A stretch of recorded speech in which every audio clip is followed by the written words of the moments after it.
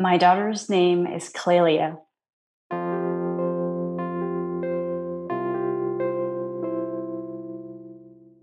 And she was already sucking her thumb on one of her early ultrasounds.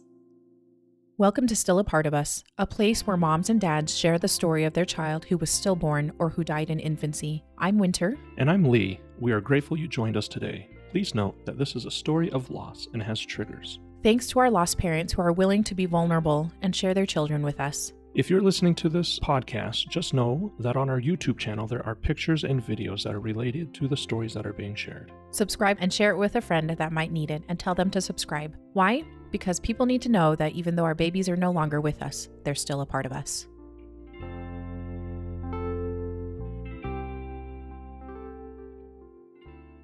Maud, thank you so much for coming on. We're so excited to hear about your story of Clelia and all that she means to you. So welcome, we're so excited to have you today. Thank you. So as we are jumping into this, tell me a little bit about yourself, who you are and where you're located, and kind of like what your family looks like. Sure. So my name is Maud. I'm married to a wonderful husband whose name is Alex.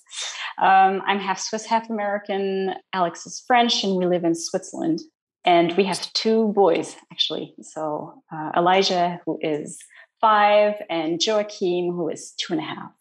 Wonderful. And you guys currently live not in the States. Is that correct? No, we do not. Exactly. We live in Switzerland. Okay. Actually, yes. Wonderful. Yeah, I just wanted to clarify that so absolutely. Yes, those listening in can know.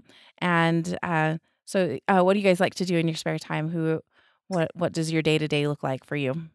Okay, I don't have like a very typical day because I'm an actress. So I know one day is very different from the next, depending on if I'm rehearsing, if I'm performing in the evening, or if it's just one of those back office days. So it's very, it changes from one day to the next. But as far as our hobbies go, we love to go hiking. We're pretty outdoorsy. So we live in the right country for this. Yes. We're literally, we live a 7-minute walk from the lake. So we're oftentimes, having picnics by the lake. And personally, one of my hobbies is singing. I love singing. I'm starting to learn the guitar. Alex and I are in the choir. So music, I would say, is definitely one of my hobbies as well. That sounds so fun. I was like, oh, yes, you are in the right country for hiking. Yeah. Yes, we are. Sounds like lovely. Yeah. I could just picture it. Yeah. It's pretty neat. Yeah. And at the time, just kind of as a little bit of orientation, at the time of this recording, when was Clelia born? So she was born on July 10th, 2021. So that's about 8 months ago at the time of this recording. At the time of this recording. And when you have 2 other little boys there, was that, were you guys planning on expanding your family? Was that something that you were hoping for, or was it a little bit of a surprise? I would say it was neither fully a surprise nor neither fully planned, nor, it was just one of those things that, we were like, oh, okay, but like, we're naive either, it's like, oh my gosh, we're not expecting this, but it's just, neither surprise nor, oh, this was fully planned. It was kind of this thing. There was a lot of things going on for us at the time. So before, like around her conception, I had a very few like super demanding weeks of rehearsal with super extended schedules. And Joachim, our number 2, was not sleeping very well at night. So it was just, I was very tired from all that. And we just bought an apartment. So we were doing renovation work at the same time in the apartments. And so all this was going on, and we're preparing for the move. And I was like, I am so exhausted. I was just feeling super exhausted, but I wasn't thinking about that. And after a while, I actually checked I have like an app to record my cycles. And I was like, I'm 40 days into my cycle. That's pretty interesting. So I took a pregnancy test, and sure enough, it was positive. So it was just in this kind of crazy context. And that's kind of what happens, right? When it rains, it pours, or yeah, exactly. It was like, and that's kind of, I remember telling Alex, he was like, oh, okay. And we were just kind of like, okay, like, let's everything just felt very crazy, but we were definitely happy about this news, even if it felt super crazy and oh my gosh, how are we going to, handle this extra thing? Yeah. But it was still very happy news for us. Yeah. Mm-hmm. Oh, good. Oh, good. And I guess, I mean, you have your two boys, and did it feel like it was something that you're like, okay, we can do this. We can have a family of 5 instead of a family of 4. Was that something that you're like, yeah, we can do this? Yeah. I always felt I could definitely do that. Yes. I mean, I come from a family of 3 kids. So we're a family of 5. Alex's family is actually larger. It's a family of 7. Oh, 5 kids. So yeah. So Alex felt totally ready for this. I was more like, okay, like, ooh, they're going to be pretty close. I was thinking she's going to be close to Joachim in age. So I was like, I don't know what that's going to look like, but we'll just see. We're just ready for the adventure, basically. Oh, that's so fun. Like, we're ready. Let's do this. Yeah, exactly. Yeah. Well, wonderful. So you sounded like you were quite tired though in that first trimester. Yeah. Pretty typical. How did your pregnancy go at the beginning and throughout? Well, actually, it was a very trying first trimester, in the sense that it first started out. So I was super tired with what I said before, the work and then the move and everything was like, oh my gosh, this is super tiring. But then there were a few weeks of being okay. But then both our kids actually got very sick, and we did not know what was going on. They basically had the equivalent of a stomach flu for 5 weeks. Like, I'm not joking. Like, it was like a stomach flu for 5 weeks. So it was horrible. Obviously, they were sick, and we brought them to the doctors. I cannot count how many times we brought them to the doctors on an emergency base. And they were seen by 3 different doctors, 3 pediatricians, 1 allergy doctor as well. Sorry, this all happened in French, so sometimes my tongue will twist because I'm thinking of the French words. So please, correct me. You're doing great. If I'm saying something that doesn't sound right, so please do correct me. So they were seen by many doctors, and many different tests were done. They tested their blood and everything and samples, and they were just looking for viruses, bacteria, and parasites, and they were not finding anything. And Joachim was actually like super close to being hospitalized because he was losing so much weight. Oh my goodness. Yes, this was just, and I mean, I was in my first trimester, so I was already, you know how you are, you're already super tired, like on a normal day with everything going well. So yeah, this was just like, this was hard. And I got sick too at one point a little bit as well. So it was just 5 weeks of very difficult and trying times. And in the end, they just healed, and we never knew. Well, we didn't know at the time what was going on. So we were just like, okay, well, and my pediatrician said, well, sometimes we just have to admit that we don't know what happened. Thankfully they're out of it, but we still have no clue what happened. Yeah. Isn't that frustrating? That? Isn't that frustrating not knowing what has happened exactly? And you're like, that was 5 weeks of craziness. Yeah. And we asked for advice here and there, and no one knew. It just felt very atypical to everybody we were asking. So, and you and your Alex were not sick at all. It was just the 2 boys.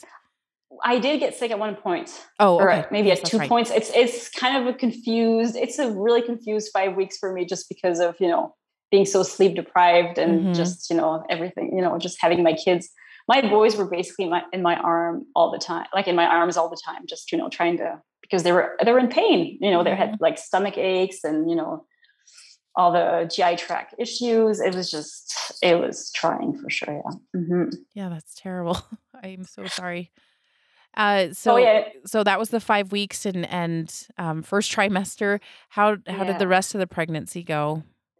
Well, so when I went, I think it was for the 16-week ultrasound, I want to say. So a few weeks after that episode, I went into my doctor's office, and I was like, this is the first time in any of my pregnancies where I just really need you to reassure me with this ultrasound, because I said, because of everything that happened, I just feel I feel scared for my baby just because, you know, instead of gaining weight, I actually had lost weight because of this craziness. So I was like, I just need you to reassure me. And she was like, okay. So she's like, nope, your baby's perfectly fine. You can be super reassured. And so I was like, okay. So I felt very reassured with that. And was she like, what she was good weight? She was looking really good. Like nothing everything was fine. Like, okay. You know, and all the testing was fine. You know, they started doing some genetic testing for Down syndrome and stuff like that. And everything was, you know, not pointing towards that direction. So everything was just, you know, looking good. Everything looked good at that ultrasound. So that was very reassuring to me. And I just kind of,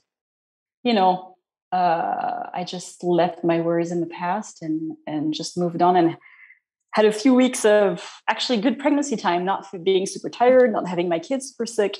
Yeah. I even I shot a short film at the time too. That was a pretty demanding role and everything went well. So it was kind of this remission phase where everything just felt like, you know, things were coming back to normal a little bit and things were going well. Yeah. So actually when we showed up for the anatomy scan, Alex and I, we didn't think, you know, I was absolutely not thinking anything would be ever wrong for that appointment because all that worrying was totally behind me. And so we were just, you know, planning to go to the anatomy scan. We're just thinking, oh, we're not going to ask what gender it is this time. You know, we're just going with this very light spirit of, you know, we're not going to ask. We're just going to keep a surprise for the birth. And, you know, and I had already, I was going to my gynecologist's office for all the scans and stuff, but I had already contacted the birthing house I was going to give birth at for Clelia originally. Which was the same one as for Joachim. So very good experience. And we were getting ready for this. I was getting mentally ready for this, you know, doing some birth preparation stuff and all that. So we both went to that appointment, just, you know, very lighthearted. And hopeful. I remember during this, what was that? I was going to say, sounded really hopeful, very excited about it. Yeah. And you know, this was around 20 weeks, right? Probably. Yeah, exactly. Okay. 20 weeks. Exactly. And so, so we went in her office, she did the scan and we did not notice anything like different or strange about her behavior. I mean, we're pretty busy, you know, just making jokes and, you know, looking at our baby on the screen and, you know, trying to, you know, see, okay, what's this? Maybe is this the finger? You know, it's always those scans are always hard to, I think, in my opinion, it's hard to decipher what's what. You know, it's like, is this the leg? No, wait. So we were just kind of playing that game and, you know, we had not noticed anything was wrong, but so at the end of when she was done doing the scan, she said, she did say, what were her words? Yeah. She said, there's something I have to talk to you about because to me, it's not normal. And she said it. And so as soon as she said that, there's this whole thing of, you know, like, you want to close up to the information coming, I definitely felt, something's bad is coming, and there's just something like you want to, I don't know how to say this, you want to close your shell almost, you know. There's something like, you know, just something like I want to remove myself from the situation a little bit because, you know, and I was thinking to myself, please tell me it's not the heart and not the brain, not the heart and not the brain. And she said, here, I'm going to show you the brain of your baby. There's water there. She said, do you see this black spot where in one of the hemisphere of the brain, there's a black spot, and that's an indication that there's fluid, and there really should not be any fluid there. She said, I've never seen this before, so I'm sending you to the hospital to the now in Switzerland it's called the antenatal care unit. I'm not sure what this would correspond to in the US, but basically prenatal care unit, something like that. So I'm sending you there. I'll get you an appointment this week. And that's, she said it's kind of out of my reach. So you're just going to have to go there. Yeah. Maud, I just have a quick question. Yes. When they do an ultrasound in Switzerland, do they kind of go through and say, okay, here's the head, here's the heart, here's the, like, do they kind of do a tour of the baby? That sounds weird, but no. I totally remember them doing this at the hospital, but I actually do not remember if my doctor did this in her office. Like Oh. I'm just, it's just blank. I do not know if she actually went through the whole thing. I mean, I know she definitely has done it in other ultrasounds and other babies, but I cannot remember what she did for that anatomy scan. I think just because of the shock of the news at the end, I just don't really recall what information she actually gave me during the visit. But the only thing I recall is I didn't pick up anything strange because, sometimes, you hear those testimonies. Oh, I immediately knew something was wrong when I looked at, the technician or whatever. This was not my experience, but I actually do not have a precise recollection of how she actually went through this thing. Yeah. Okay. Thank you very much. Yeah. So then you headed to the hospital. You had another appointment, not the same day, it sounds like. No, 2 days later, which was obviously the longest 2 days. I was going to ask, I was like, how are you guys feeling about that? Did you start Googling things on the internet? Yeah, well, the thing is, first off, we left the office and I could tell Alex and I were not on the same page as far as a feeling of foreboding was going on. Basically, I was just like super shocked, and I was in my head, this was already a major catastrophe. Whereas Alex was thinking, well, we have to wait to go to the hospital and we have to wait to hear the medical conclusions. So he was trying to stay more neutral about this. Whereas I was already like, this is the brain. This is very bad. I was, and we left the doctor's office, and we were both on our bicycles because we kind of bike everywhere around here. And he saw some of our friends from choir. And so he stopped and chatted with them. And I was absolutely unable to do anything like that. I was just like, already in this feeling of this is terrible. This is horrible. And so we're not on the same page on those first few days, I think, which, I think is normal and fine. But we were both having a very, how should I say, we were both dreading this hospital appointment, which ended up taking place 2 days afterwards, 3 days afterwards, because it was on a Tuesday. We were at my gynecologist's office, and then we went to the hospital on a Friday. So yeah, that is a long time to wait. Yes. Yes. So your gynecologist did not say much about, just like, she only said that there was water right there. There was fluid on the brain. And what did you think about that? Or was there any researching that you tried to do in the meantime while you waited those 3 days? I did try to do some stuff, or to research some stuff, but nothing very conclusive was coming out of my research, which I guess is probably why my doctor was saying I never actually saw this very, clinical manifestation that I can see on the screen. I couldn't find anything really like what I had seen on the ultrasound screen either, on what I was looking at on the internet. And I didn't want to spend too much energy trying to, do like Dr. Google, because obviously, I was like, this is probably not going to give me the right answers anyhow. So I didn't do too much of that. I was just, waiting basically for this appointment at the hospital, which I just remember sitting in that waiting room, in that waiting room, and just, the sense of dread, like, I can feel this just smells like bad news. I was, not a very happy moment, but the staff that took us in we actually were lucky to have a very good hospital staff. And she did a very long anatomy scan. Like, I think it was a solid 45 minutes of scanning everything, and measuring everything. And she was actually, to come back to your previous question, she was telling me everything she was seeing. She was like, okay, so this is, this and that. Like, she was describing everything as she was seeing and showing me, you see those little fingers. Like, she was very much introducing me to my baby. Yeah.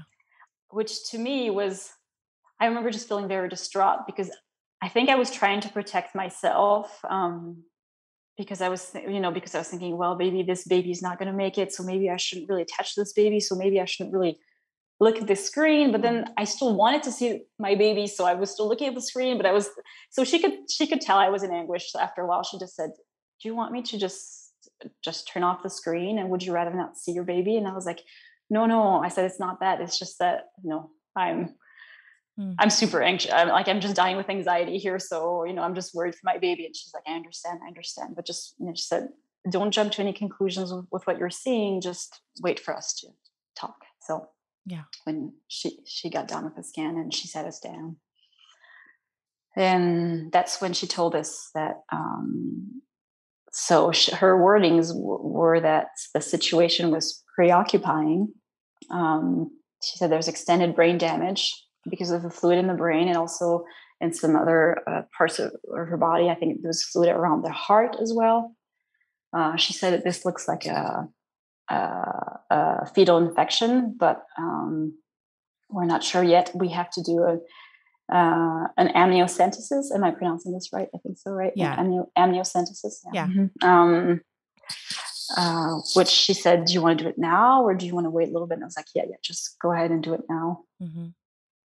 So she did do that. And she said, okay, we're going to send that into the lab and you should get results by the beginning of next week. So that was a Friday. And I was like, oh my gosh. That's a long time to wait again.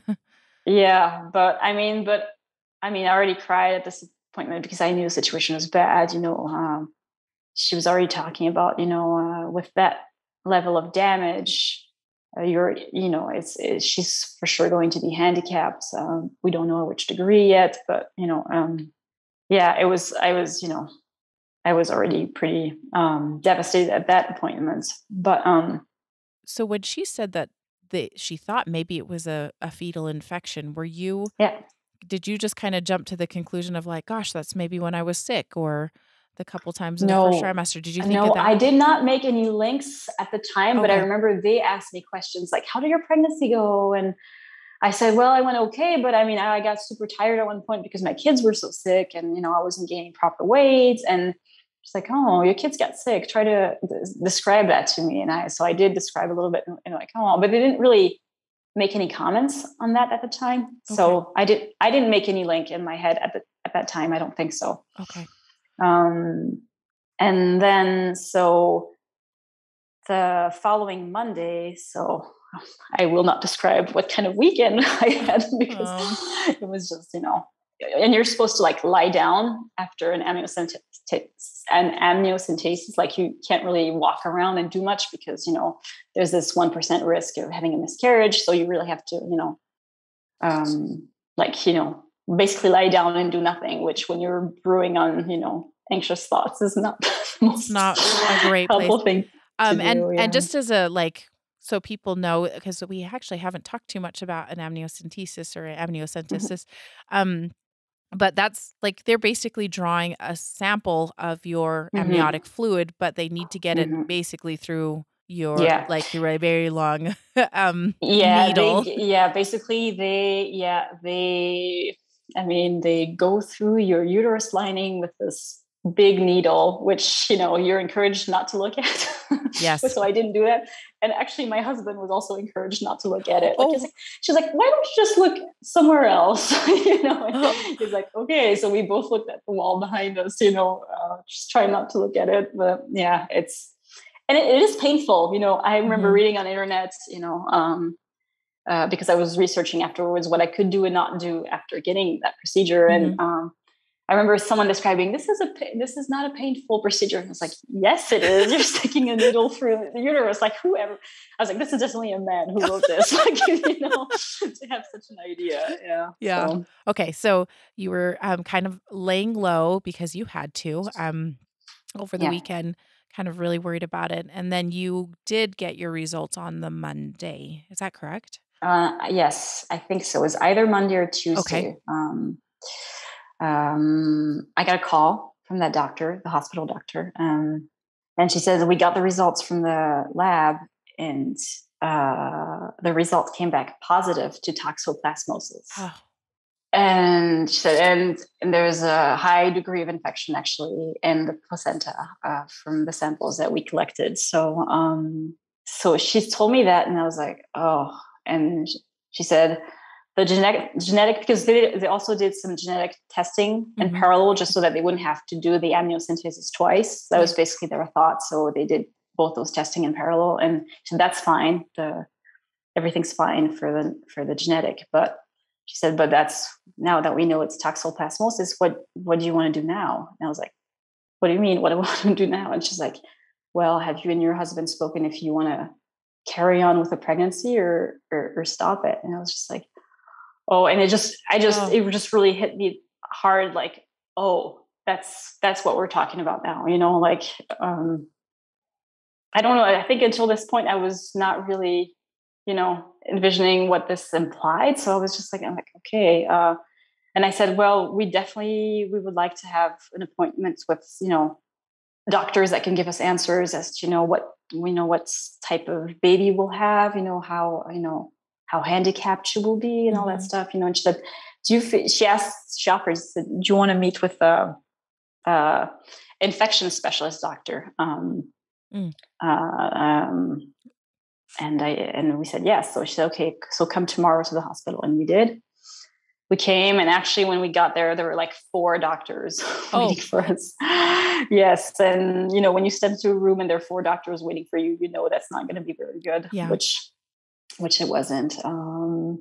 They had, all 4 doctors actually had, so there was the infection doctor, her colleague who was also an infection doctor, and then a doctor that was, I think, the head of the antenatal unit, and then the gynecologist that had welcomed me for the first hospital anatomy scan.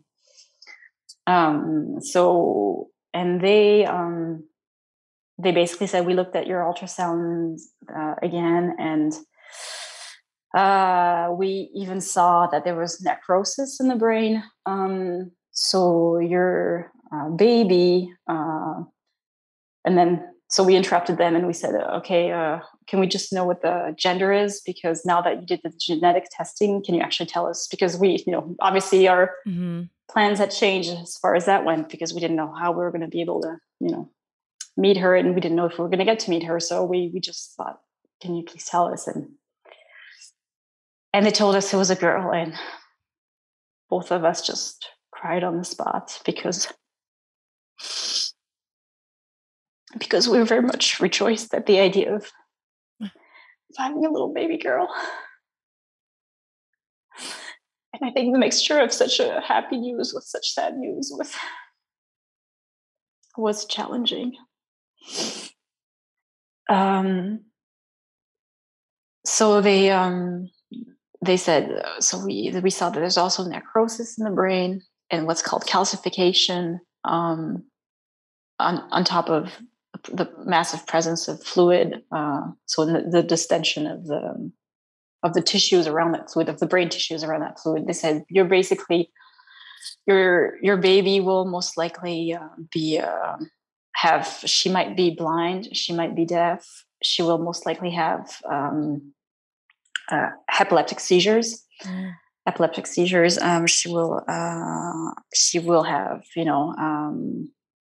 she will not develop properly cognitively, and she will probably physically not develop, normally either. So she said you're looking at a moderately to heavily handicapped child. Wow. And and again, they said we don't want to put any pressure onto you. Just take the time to digest the news. But your next step is basically going to have to be to decide what you want to do with your pregnancy. Basically, do you want to carry it to term and have this baby, or do you want to interrupt it?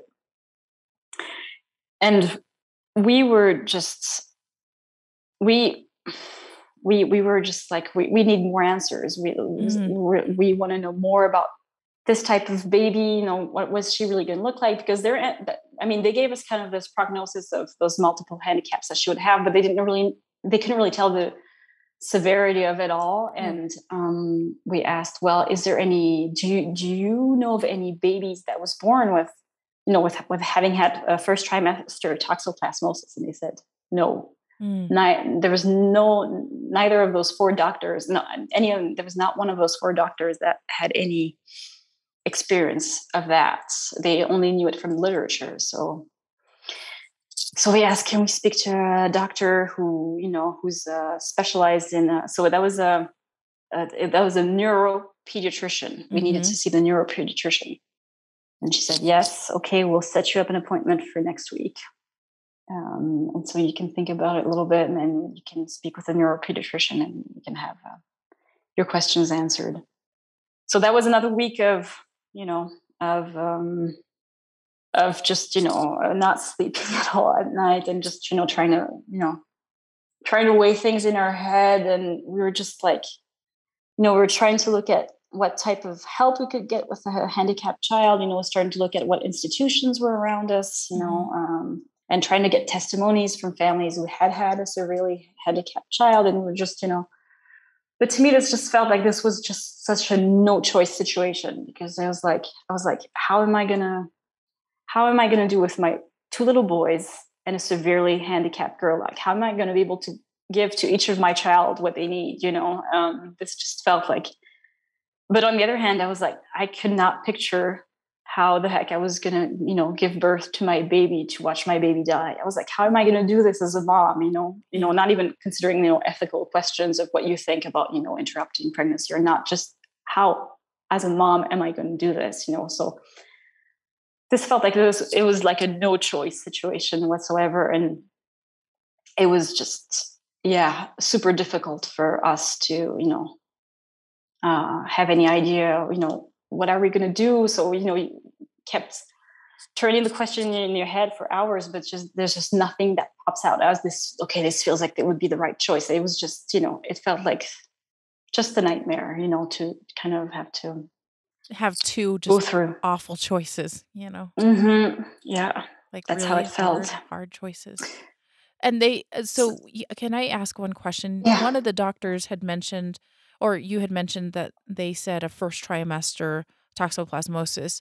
So they did kind of identify that maybe that infection that you had, or your sickness in the first trimester. Oh yeah, I forgot to say that. Absolutely. Yes. Actually, yes, they did say, the infection doctor, she said, well, it's very likely that this is what your boys had. Oh. It is so very rare that it's not surprising that your pediatrician did not test for it, because she didn't. I checked with her afterwards. She said, I remember the allergy doctor was thinking, this really looks like a parasite. This really looks like a parasite. But we did check for a bunch of parasites, and we didn't check that one. So we didn't find anything. Yeah. But she did say she said it really just matches the dates, just very much match. But she said she said the only way to make sure would have to draw blood from them and check in their bloods, which we didn't do in the end, because we hesitated to do that afterwards, just to be sure. Mm-hmm. But it's not fun to draw blood from your kids. Nope. And they'd already been through enough, and I was like, and that's not going to change anything. It's not going to bring her back, and it's not going to give us an explanation, because we have no clue how they ever got infected, and how it's not clear if I got infected at the same time as they did, or if I got infected from them, just because I was so much in their fluids all the time, because they were sick. Yeah. But yeah, that's, she said it's very likely that this is what happened. So. Oh, shoot. And it's such a very rare occurrence. Like, it's just toxoplasmosis is so extremely rare. We hear about it because it's dangerous for the fetus, obviously, but it's like, it's so very rare. And when you get it, there's basically, apparently is a time frame, which is between, I think, week 11 and week 18 or something like that, where it's really bad for the fetus. And that's exactly when I got it. So, it's just, I could have gotten my whole life, I'm 34. I could have gotten at any point in life, and I got it right then. Exactly when it's dangerous for my baby in a several week time frame. So it's just sheer bad luck, basically. Yeah. Wow. So, that is heavy news, and that would be just horrible to hear. Yeah. So you had to wait again to talk to the pediatric neurologist, right? And then were you finally able to get into them? Well, I should mention that in the meantime, so during our long week of anguish, we contacted. We were in close contact with the midwife. She's actually the midwife who helped us do haptonomy. I don't know if you know what haptonomy is, but it's basically trying to communicate with your baby. It's especially geared towards the dads, like communicating with your baby through the like when they're in utero. So basically playing games with your hand, and the baby starts responding to the games. It's really a great method to, build a relationship between the dad and the baby when the baby is still in the womb. But so we had done that with her for Elijah and Joachim. So we knew her very well, and we knew that she was specialized in, perinatal grieving processes. And well, we thought we better call her because she's specialized in that. So, we called her, and she came to our house that Saturday. That was in between the last appointment we had with the 4 doctors and the appointment we're supposed to have with the neuropediatrician. And she just encouraged us, and especially Alex. She encouraged Alex to get in contact with the baby. She said, please do haptonomy with her. And Alex, was having hesitations because he was like, well, but what if we decide to terminate the pregnancy? Then I don't want to, then how cruel is it of me to get in contact with my baby girl? And then basically I'm going to have her die. That's how he felt. And so he was having lots of resistance towards that, which I totally understand. And she said, Alex, there's no way around grief. You have to dive into it. And, it's only by diving into it and getting in connection with your girl that you can move on. Basically, that's what she said. And so we did do some haptonomy that night. So Alex, played the little games that, trying to do little, he would call her just by moving his hand on my belly. And it took her a long time to respond. She was getting weaker and weaker at the time. I mean, every day she was moving less and less and less, and the doctor had said it's normal because she's very severely sick. So, it's normal that she's not moving much, because it's like you, when you're bedridden with a very high fever, that you don't move much either. That's kind of what it is. So she wasn't moving much, but she did respond in the end. Just like this little soft, weak kick. And we basically told her that we loved her and that we were very sorry that this was happening to her. And actually I told Alex that day, I said, you know what, I think her name is Clelia. And he was like, what? Because it's not one of the names we had, shortlisted or anything. So he was like, I said, yeah, I just have this situation and in me that her name is Clelia. And he's like, okay, I'll think about it. Then when we did do that haptonomy in the evening and he got in contact with her, he said, Clelia, we love you. You're our daughter. So he gave her name, and that was Saturday evening. And that was the last time I felt her move. We went to her appointments that Tuesday, and the doctor said, okay, I'm just going to start doing the scan. First, I'm going to do the ultrasound, and I'm going to do all, different organs. And when we get to the brain, I'll call the doctor in. He'll come in and he can then explain to you what you see and what this implies and all that. So that's fine. We can do that. So she turned on the ultrasound and just, she just looked at my, with the ultrasound at my belly for, 3 seconds. And then she turned off the machine and turned to me. And she said, I'm sorry, I don't have very good news. And I immediately knew, and I said, is my baby dead? Oh. And she said, yes, I'm sorry. And I just remember, I just wailed. I screamed on that table, and I was just screaming. I said, my baby. I was just screaming, my baby, my baby. And I remember she put her hand on my leg because I was basically kind of losing it, and I remember her putting her hand very firmly on my leg to kind of hold me, and I just remember how this was, I thought this was a very helpful and appropriate way to help me just, because I felt like I was losing it, and she was just grounding with her hand. And, this was quite a powerful moment.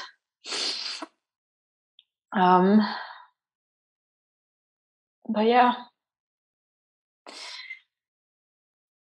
So yeah, you would think that I would feel relieved because I didn't have this horrible parental choice to make anymore, but I just felt sad. Yeah. I'm so sorry. Alex was with you, is that right? Yeah, he was.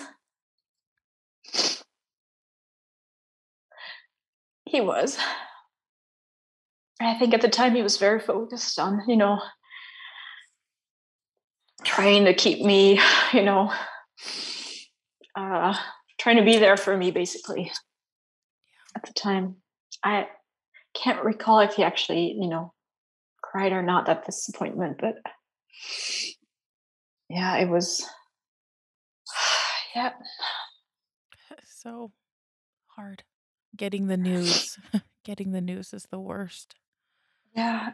And they had told us actually that there was a possibility that she could die, but we didn't really envision it too much because they seemed to say it was more likely that she would be born, and she would be born with all her handicaps and all that. So we were not really. We knew this was a possibility, but I mean, in retrospect, I thought about it and I was like, it's true. I have not felt her move. I mean, her movements were diminishing day after day. I mean, she was moving less and less and less and less. So after a while, I just wasn't paying attention to her moves anymore because just to feel this little weak, Yeah. This little weak movement is inside of you, and your baby is sick, and you can't do anything about it. There's nothing you can do. The treatments for toxoplasmosis, I took it, but we know it's inefficient. I mean, apparently it's disputed in the medical world as to how efficient it is, and so yeah, and it obviously didn't do anything. So yeah. Did your doctor come in and talk to you then? Because I can imagine you were thinking, oh, now what? Like, yeah, exactly. Now what? And I said, so what happens now? And she said, so you're going to have to give birth. And she said, it's nothing. It doesn't have to happen urgently. We don't have to do it today. You can plan, when it fits best your agenda this week. What we have to do is give you a pill 48 hours prior that will make your cervix mature, and then you can go into the hospital and start the laboring, the induction process for laboring. And yeah, so we were gonna ask to do it 2 days afterwards, but apparently there was already another couple that was going through some similar situation at the hospital. They had basically booked, quote unquote, the delivery room. They have one delivery room, especially for basically babies that are born still. oh, They said we already have one situation, and we want to make sure we're staffed enough to welcome you in that hard situation. So we don't want to have too many mothers who are experiencing that at the same time. So they offered to do it the day after. okay. So we found out on Tuesday, and Saturday was the day that I went to the hospital for the birth. Now, Maud, did you tell your boys that, they obviously knew that you were expecting. Did you end up telling? We kept them in the loop. That was also her midwife was specialized in perinatal grief. She did tell us, tell your boys the truth. Tell them, obviously in words that are understandable for them, but tell them everything. Keep them in the loop. So we did.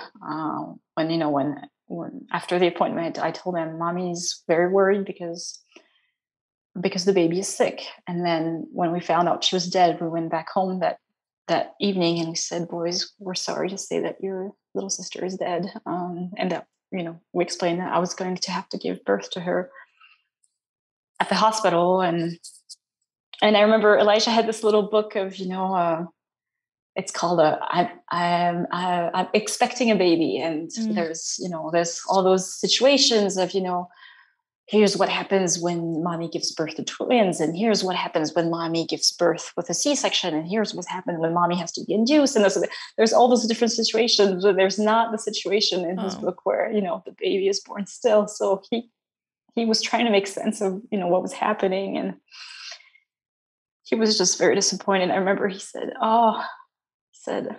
in French, he said, "C'est dommage," which means, "Oh, what a shame." And then he said, I told him it was going to be a girl, and he said, "Oh, I wanted to have a little sister so badly." Oh.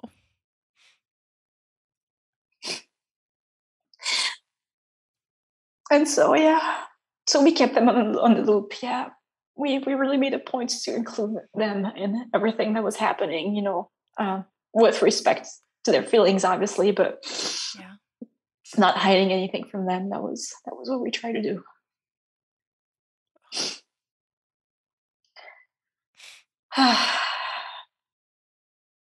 So Alex's brother and his wife came into town that weekend, and they took care of our kids when we went to the hospital, Alex and I, and we started this whole process. It was a very beautiful sunny day.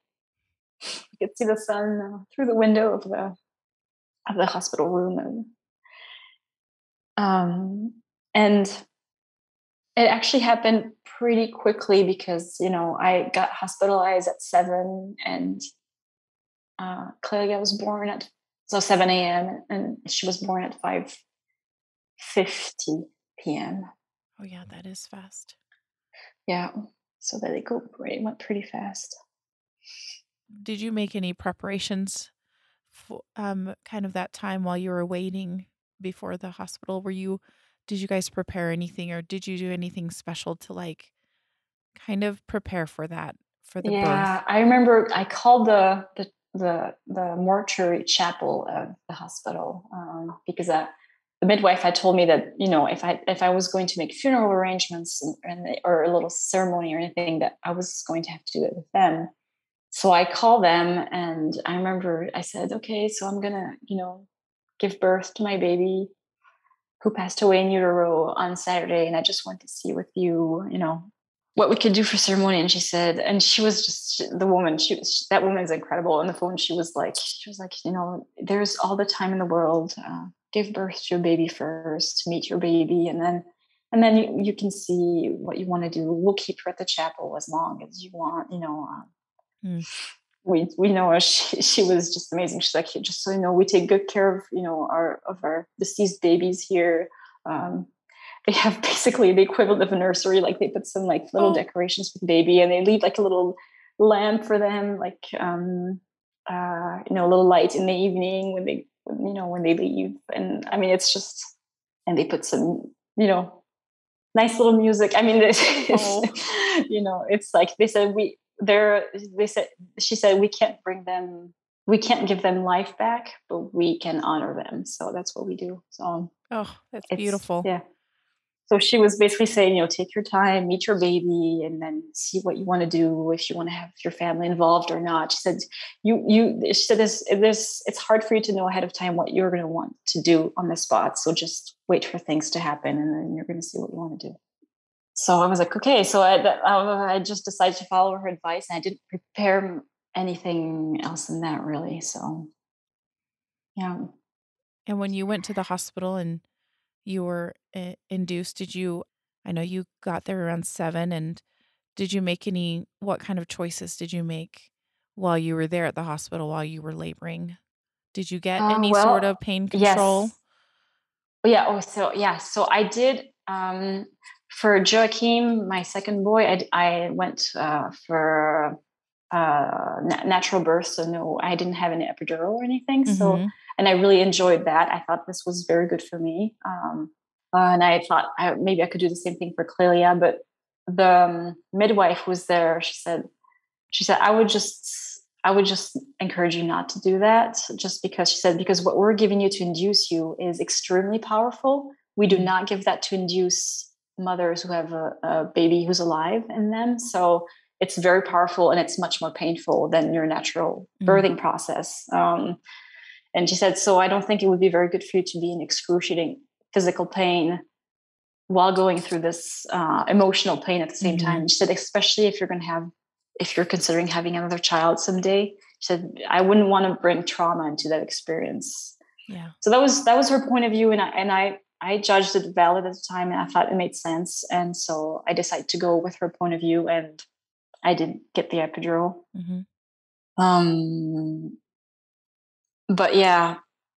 But I did want them to lower it a little bit when she was born, because I was like, I just don't want, I want to feel her be born. I don't want to feel nothing. Like, I want to be there for her birth. This is already hard enough. Yeah. And she's like, you'll feel it. And she was right. I did feel it when she was born. So yeah, she was, actually when I was in labor at the hospital, they brought us some little clothes, that there's like an association of volunteers who make those clothes for babies, for sizes smaller than newborn, obviously. Yes. So we got to pick her little outfit. That was very nice. And then she asked, when she's born, do you want to see her? Do you want to not see her? Do you want to see her straight away? Do you want to hold her? What do you want to do? And we decided that when she was born, if she could prepare her first and then bring her to us fully dressed in her outfit, that was what we wanted. And so that's what she did.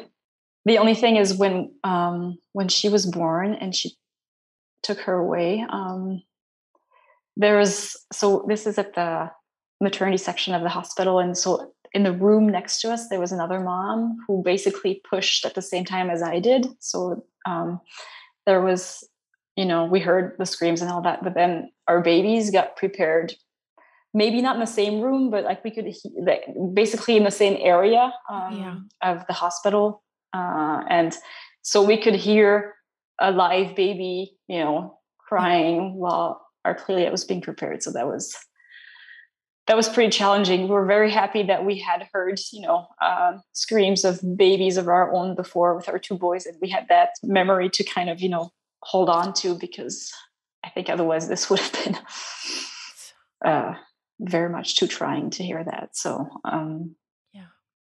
so she prepared Clelia, and she brought her back to us, and she was beautiful, super tiny, but she doesn't look like a fetus. She looks like a baby already. You know what I mean? Like, you just imagine they all look like a fetus, like what you see on the ultrasound, because, she's only at 23 weeks. And no, she was perfectly formed. Her skin was dark. They had warned us that her skin would be getting darker because she had been deceased a few days in the womb. So, which is why her skin was, darker looking, but she still looked like she was just asleep, You just hold this baby, and she's still warm because she's just been born, so she still has your body warmth, and she looks alive in a sense. Yeah. And it's such a beautiful but bittersweet, sad moment.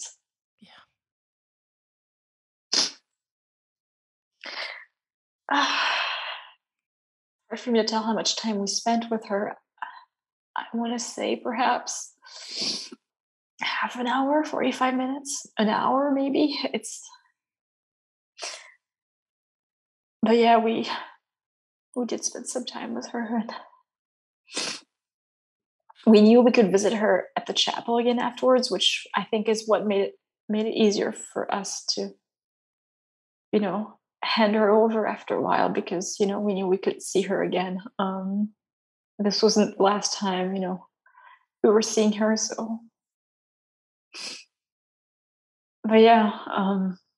That's so nice that they have that option of being able to put her in the, like you said, the chapel. We're glad too, because of COVID. Oh, yes. our family couldn't come to visit or anything to see her within the hospital. Yeah. They could come to the mortuary chapel, which is, at least we were happy that we could, introduce her to them over there. At least the option was there because yeah, I really felt like I wanted to share her. Yeah, isn't like you just gave birth and you want to share your Yeah, babies exactly. and it's We want to share so babies, yeah. even if they're no longer with us. We just want to share them. And yeah, I really wanted to show her to my mom and my brothers. My dad passed away the year before, so Oh, sorry. he wasn't there, but I really wanted to share her with my family. Yeah. I just want to point out that to anybody that is watching or listening or that this was in the middle of the COVID pandemic and it is so hard to have to go through this when nobody could come and visit or, be there. It just seems so Yeah. like another injustice, another Yeah, another layer. Yeah. layer of Mhm. just another layer of that grief that is just so hard. Yeah. Mode, can you I would love to know some just little details about Clelia. Can you tell us how big she was? I know that she was 23 weeks, but like how much Yeah. did she weigh and She was 10 inches long. oh, 10 So this, inches. yeah, the little teeny things. That's 26 centimeters in centimeters. Yeah.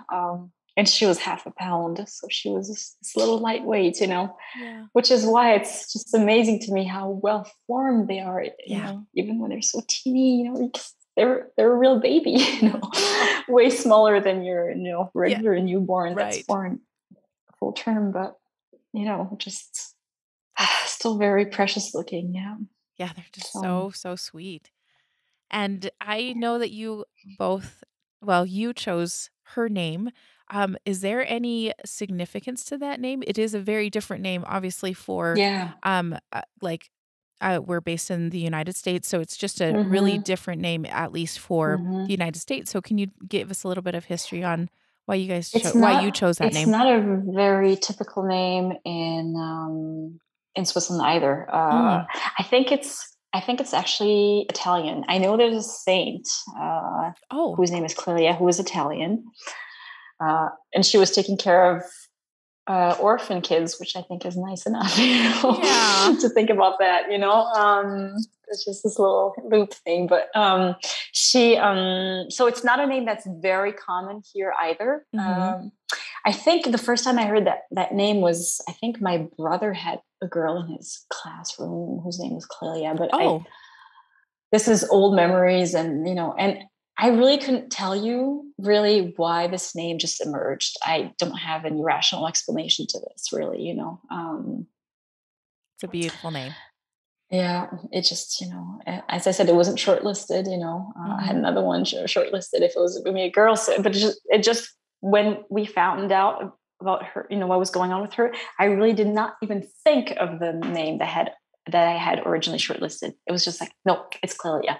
There's just something about it. Like, nope, that's it. And I don't have any rational explanation for this, but You got to that's what it choose. is. Yep, you got to choose what feels right. And Yeah, yeah, so you guys did I know that they went and prepared her and so that you guys could spend some time with her. Um did your husband was he able to did he feel comfortable holding her and did you yeah. guys both hold Clelia? Yeah, we both held her. She was in one of those like little what are they? So some sort of cots or Mm, just s- kind of like a cuddle special cot or something that is kind kind of of, keeps her yeah, cold of that nature. cool. Yes, exactly. Okay. In that cuddle cot, and so we held her and spoke to her and you know told her of the things we would have liked to do with her, and that's kind of how we spent our time with her. Just saying nice little words to her and just looking at her with this, this is sad, but this is what it is, just kind of, admiring her and trying to accept the reality of what's going on. I think is kind of a mixture of those things. Yeah. That time afterward is such a blur. Sometimes you're just like, this Yeah. is can't be happening to me. Yeah. Yeah. Yeah. But there's always that there's always, I don't know if it's the same for every parent, but I did definitely had a sense of a little bit of a dread of what am I going to see when they bring her? I didn't think she was going to be Mm, totally deformed or anything like that, but like, you just still, you don't know what to expect. This is the yeah. first time I ever saw a dead baby. So, it's like, how is she going to be, and how am I going to relate to how she is, and well, those things really take care of themselves, it feels, but yeah, Yeah. I had a little bit of that feeling. Yes, I think that's totally valid to have that. You don't ever want to say like, "Oh, I was dreading seeing my child," but yeah. How, But yeah, that's what it was. Yeah. um Yeah. so you guys spent some time with her and then um they did take her so that they could go to the mortuary slash the mortuary chapel and kind of Exactly. Yeah. take care of her Yeah. there.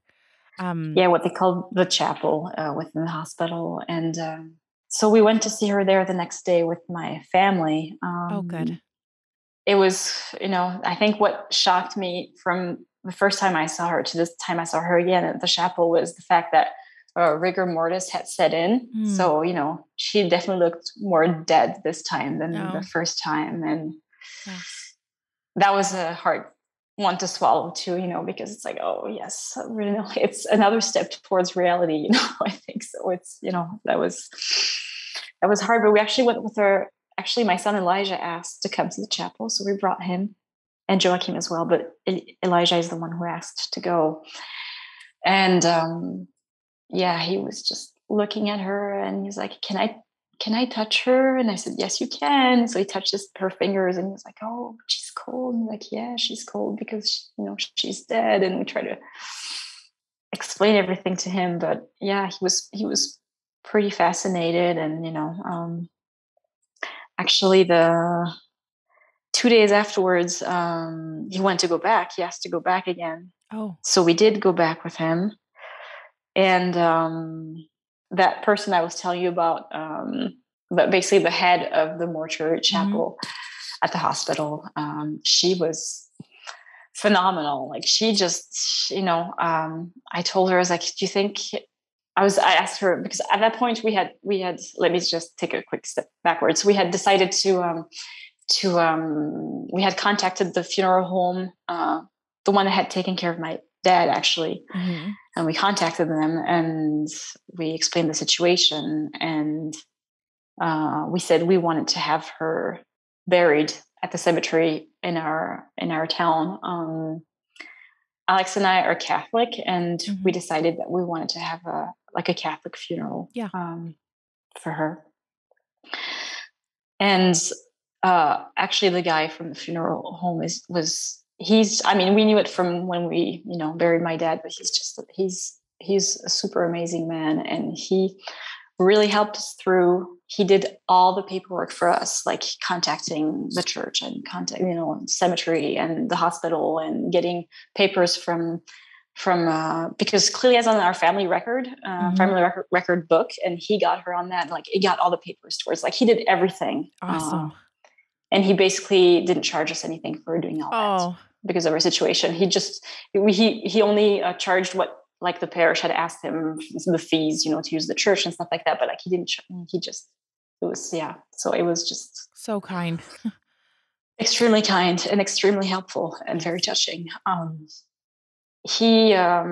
So he said the hospital can actually provide a little wooden coffin for little babies, so Oh. you can use that and decorate it as you want. So we went to the chapel, and I asked the lady at the chapel if we could decorate it, and she brought a lot of things for the kids, for the boys Oh. to decorate with. So they drew on her coffin, on the casket, they drew like little, just, they drew her, and then they started, gluing some butterflies Oh. and some hearts. And this is just the most precious, lively, beautiful casket you never see, Yeah. with all those, kids drawing on it. And they were extreme. I could just tell they were just very proud to do something for their little sister, and it was just, I've never heard of decorating the little casket before. That is so sweet. That is yeah. I would never have thought of it either, but she was just like, hey, I have decoration. And she says, the boys do. And she really got them involved. And, she just had a way of speaking about death with them. That was just, I tell you, she was wonderful too. So it was just. That makes me so happy that your boys were able to kind of do something for her too. And exactly. And actually, so we'd planned a funeral for that Friday. So that's just a little under a week after she was born. So I asked the funeral home, I said, is it possible, in the sense of, is it even legal that I go get her at the chapel and I bring her to the church for the service? Yeah. So, because I said, maybe this is strange, but I really would like for us to do that, because I would like for us to, be together in the car as a family just once, Yeah. That's what we said. Absolutely, you can do that. I'll be there to assist you, but you can definitely do that. I'll be there. And so he met us there, and Winter, you can't imagine how beautiful this was. So we put her in her little casket. We closed it, and then my son Elisha was like, I want to carry it. Oh. And I was thinking, oh my gosh, but I was thinking I wasn't so much worried that he would drop it as much as I was thinking, well, the psychological weight of the meanings of this. I was just like, I don't know if it's a good idea, but he insisted so much. He's like, I want to carry her. I can do this. I want to carry her. So he's 5. He carried her casket. And so Joachim was behind, kind of looked, he looked, glanced to the left, glanced to the right.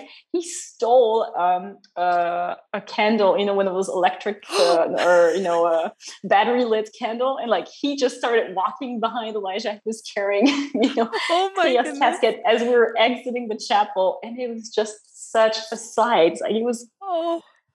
It was crazy. And I said, Joachim, come back. We have to give back the candle to the chapel. And the woman was like, no, you take that. That's totally fine. I'm very happy he steals that from me. So, that we had a little bit of a procession going on to the car. It was amazing. It was just, I was. So we drove her to the church, and our friends actually came and sang beautiful songs. We had friends who played the guitar, the harp, and it just was amazing, beautiful, amazing service. And we proceeded into the church as a family, and we put her casket down, and then we had the celebration. And then at the end of I call this a celebration. I'm not sure it's technically a celebration. It's a service, but whatever. There was something very sad, very, I don't know, just maybe the boys, what they were doing just brought also a sense of almost joy to it, as strange as this all sounds, But yeah, so we actually walked from the church to the graveyard, which is probably like a 5-minute walk. It's not very far, but the guy from the funeral home had arranged with the police without telling us anything. He had arranged with the police that they would block the road for us. So we just, we had this procession of, we were carrying the casket, and just this tiny casket, and singing. We had a singing procession, actually, singing towards them. That's beautiful to imagine. I was probably just a beautiful day, despite the sadness. It was. And then I remember being at the graveyard, the burial site, and there was that famous first throw of earth that you have to do. You have to throw a bit of earth on the casket, which we were all dreading to do. It's just this thing, you don't want to be the first one to do that for some reason, or that's how I felt it. I think we felt.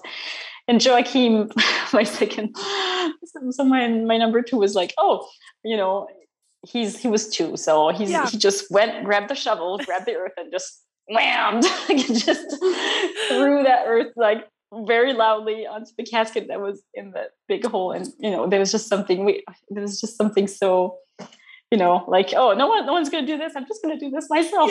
Yeah. It's like, why is everybody waiting? that extremely sad moment where we're all, crying our hearts out. It's also, there's also, joy and innocence thrown into it. So that was quite beautiful. Yeah. Thank goodness for our children, right? Like Mm-hmm. in all Yeah. aspects. What a beautiful service it sounds like. I think that, sounds like a really nice day despite how hard it was, I'm sure, for you guys. Yeah. Maud, this was a beautiful story. I am so grateful that you were able to come tell us. Was there anything last that you would like to tell us about your sweet daughter? Yes, there is actually. So my son Elijah was in bed one night. That was probably a few weeks or months after the funeral. And so he was in bed and then he started crying. And I went to him. I said, "What's the matter?" And he said, "I don't want to die." Oh. And I was like, "Oh, sweetheart." Well, I was like, "Well, okay, but you can be reassured because of two things. First, you're most likely not going to die before a very, very, very, very, very, very long time. It's like thousands of minutes and hours." So, and I said, and secondly, I said, as Christians, we believe that there's a life after you die, which is called eternal life. And, so when you die, it's the end of your earthly life, but we believe there's another life that starts afterwards with God. And, when he said, "Oh, so you mean Clelia is with God?" And I said, "Yes." And he's like, "Oh, that's great." Uh-oh, but wait, I hope God's going to be okay. And I said, "Why?" "Well, because, newborns, they cry a lot." Oh. I was like, "Oh, I'm sure God's going to be plenty okay with Clelia." Don't worry. But it's just, I just felt this little story just really honors her memory, I think. So that's why I want to share it. That was perfect. Thank you so, so much again. Thank you.